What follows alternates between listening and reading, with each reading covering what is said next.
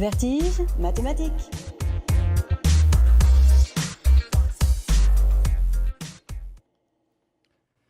Bonsoir à tous, merci Barbara pour cette introduction. Je ne sais pas si la magie va être longue, mais on va commencer effectivement par un petit tour. Alors je vais demander l'attention à tous les auditeurs et tous les chroniqueurs sur ce plateau. Je vais vous demander de participer et de commencer par choisir un nombre entre 1 et 9. Celui que vous voulez, vous ne me le dites pas, chacun le garde pour lui et choisir un nombre entre 1 et 9. Maintenant, je vous demande de multiplier ce nombre par 9. C'est déjà compliqué. Voilà, je vous fais confiance pour la multiplication, je vous laisse quelques secondes. Donc vous multipliez par 9 le nombre que vous avez choisi. Maintenant, vous allez additionner le chiffre des unités et le chiffre des dizaines du nombre que vous avez. Si vous avez trouvé 37, vous faites 3 plus 7. 71, vous faites 7 plus 1, etc. C'est bon pour tout le monde ? Donc vous avez un nouveau nombre, vous allez maintenant retrancher 5 à ce nombre. Moins 5, ça va pour tout le monde ? Voilà.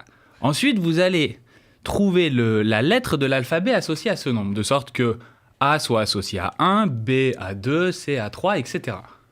C'est bon, vous avez tous du coup une lettre en tête. Maintenant, vous allez chercher un pays d'Europe qui commence par cette lettre. Donc, Allemagne pour A, Belgique pour B, Croatie pour C, etc. Danemark, Estonie, Espagne pour E, etc. C'est bon, vous avez tous un pays d'Europe du coup en tête. Et pour finir, vous allez penser à un fruit qui commence par la dernière lettre de ce pays. Voilà, donc ça me permet... C'est bon, vous avez tous ça en tête. Donc voilà, grâce à ce petit tour pour débuter, ça me permet de faire une petite dédicace à notre ancienne chroniqueuse Noémie Mermet, qui est sûrement en train de savourer des kiwis au Danemark pendant que je vous parle. Donc voilà. Ça fait des kakis au Danemark. Alors effectivement, il y a le seul piège, c'est le kaki, donc j'espérais que le kiwi serait choisi par tout le monde, mais je te remercie, petit Sem, c'est bien de montrer toutes les failles. Donc voilà, bon, ça c'est...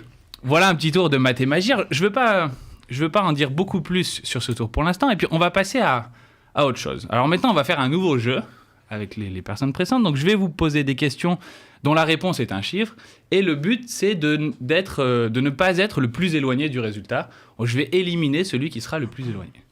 Alors on va commencer par une petite question. Quel est le nombre de muscles nécessaires qu'il faut actionner pour sourire ? Alors allons-y, commençons par Quentin.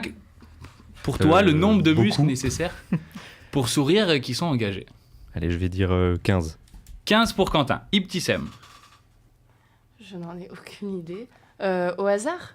Ah bah sinon on passe à Barbara, c'est pas très grave. Bon, Barbara. 65. 65 pour Barbara. Qu'en pense Olivier ? 300. 300 pour Olivier. Alors t'es obligé de dire 1000 en fait. Et Marine ? 9. Et 9 pour Marine. Bon, alors sachez que le résultat est 17, ce qui n'a à peu près aucune importance ici. Et donc Olivier est éliminé. Alors on va continuer. Quel dommage. On va continuer avec une deuxième question. Quelle est à votre avis la durée de vie moyenne d'une libellule en heures ? Quentin. 8. 8 pour Quentin. 12. 12 pour Barbara. Et Marine, puisque Olivier est éliminé.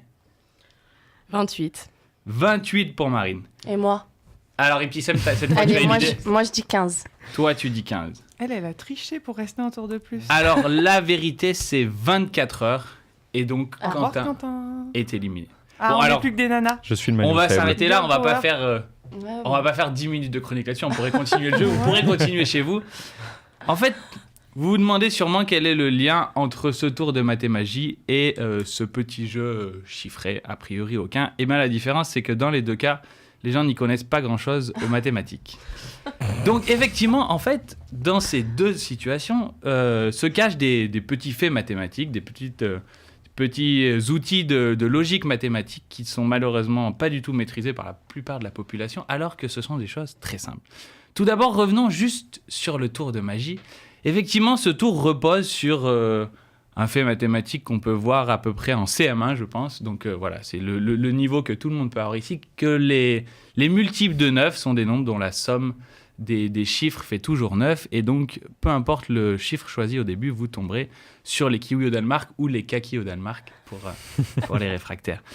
Et donc le le point que j'ai envie de mettre en avant, c'est que ces tours de magie, de ce type-là, de mathémagie, sont souvent présentés comme des tours un peu extraordinaires, vraiment comme si j'étais un grand magicien, enfin en tout cas à la télé, quand les Bogdanov sont spécialistes pour faire ce genre d'intervention, alors qu'il s'agit en fait de faits mathématiques tout bêtes et qu'un collégien peut comprendre et peut refaire ce tour-là à la maison. Et donc je pense important d'expliquer ça et de ne pas faire comme si c'était un grand tour de prestidigitation. Je ne suis pas David Copperfield. Et dans le deuxième cas, eh bien, il y a une stratégie toute bête, à partir du troisième qui répond à la question, pour être sûr de ne pas perdre. La viser entre les deux. Stratégie qui n'a pas été mise en œuvre par... Alors, Barbara connaissait la stratégie, et certains la connaissent. Je veux insister sur le fait qu'on voit tous les jours à la télé des gens faire ce genre d'erreur naïvement, alors que j'estime que tout le monde devrait avoir cette connaissance logique de base en mathématiques, qui est qu'effectivement, si le but est de ne pas être le plus éloigné, une fois que deux personnes ont donné un chiffre, il suffit de donner un chiffre situé entre les deux, pour être sûr de ne pas être éliminé. Donc merci Olivier pour ton 300 magnifique. Voilà. Des faits comme ça, en fait, il y en a beaucoup à la télé, beaucoup effectivement dans des jeux télé. Et j'en ai un peu marre qu'on considère qu'il est totalement normal pour beaucoup d'entre nous de ne rien comprendre aux mathématiques et de ne pas savoir faire tout ça, alors que on ne verra jamais quelqu'un se vanter à la télé de ne pas savoir lire ou écrire. Et donc je pense qu'il faut remettre au centre l'accessibilité des mathématiques.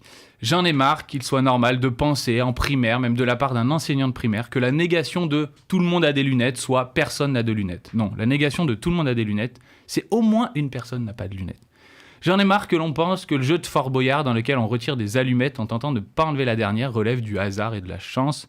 J'en ai marre qu'on pense que si un prix augmente de 10% puis de 20%, alors il a augmenté de 30%. C'est faux. Il a augmenté de 32%. Voilà, ce sera pour Iptissem. J'en ai marre qu'on nous parle de croissance négative, qu'on fasse passer la baisse de la croissance pour une décroissance. Quand vous ralentissez, vous ne reculez pas, il me semble. D'accord.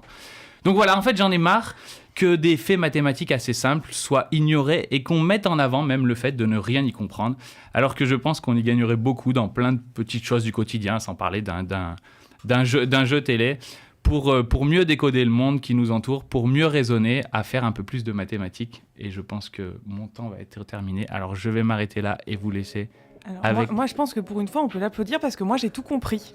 Alors franchement... Voilà. Sauf Olivier apparemment qui croyait que le but du jeu était d'avoir le plus gros chiffre. Et donc je vous laisse avec Madame Arcana avec sa chanson J'ai osé.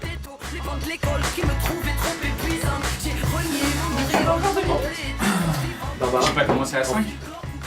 Mais attends, tu dis mon taux de croissance négatif, c'est attends, je te dis après. J'ai pas eu le temps de. Je crois que j'ai commencé. En fait, j'ai pas eu le temps de démarrer. Il me semble que j'ai commencé à 5. Non, mais peut-être, mais quand on est non, je dis quand on parle de. Attends, c'est pas de taux de croissance négatif. C'est. Ouais, mais moi je Non, je dis qu'on parle de baisse de la croissance. Mais souvent. Ah, mais comme un truc. Voilà, comme un truc même, t'as l'impression qu'on perd de l'argent quand la croissance baisse. Alors qu'elle ralentit, ça. Voilà. Oui, mais c'est là.